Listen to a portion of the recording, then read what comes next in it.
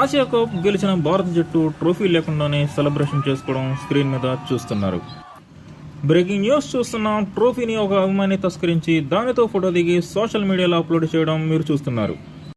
ఈ అభిమానిని పట్టుకోవడానికి పోలీసు యంత్రాంగం తమ ప్రయత్నాన్ని ముమ్మరం చేసింది. ఈ ప్రయత్నంలోనే వైజాగ్ పూర్ణ మార్కెట్ సిఐ శివమణి గారు మీడియాతో మాట్లాడారు.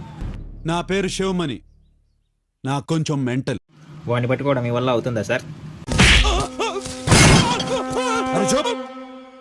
చెప్పా కదా బే, నాకు మెంటల్ అని.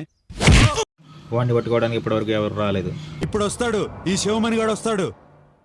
పో. అలాగే ఏసీపీ రామచంద్ర సిటీలో గల్లీ గల్లీ సెర్చ్ చేస్తున్నారు. ఆ విజువల్ స్క్రీన్ మీద చూడొచ్చు. Ramachandra deputy commissioner. అలాగే కొండవీడి నుండి సీఏ గబ్బర్ సింగ్ గారు తన గుర్రం మీద దొంగని పట్టుకోవడానికి వెళ్లారు. ఇప్పుడు బ్రేకింగ్ న్యూస్ చూస్తున్నాం. ఐపీఎస్ ఆఫీసర్ కృష్ణ మనోహర్ తన ఫోర్స్ తో కలిసి దొంగ కోసం స్పెషల్ కమాండో ఆపరేషన్ కి రెడీ అయ్యారు. స్క్రీన్ మీద విజువల్స్ చూడొచ్చు. మరి ఇంతమంది నుండి ఆ దొంగ తప్పించుకోగలడా?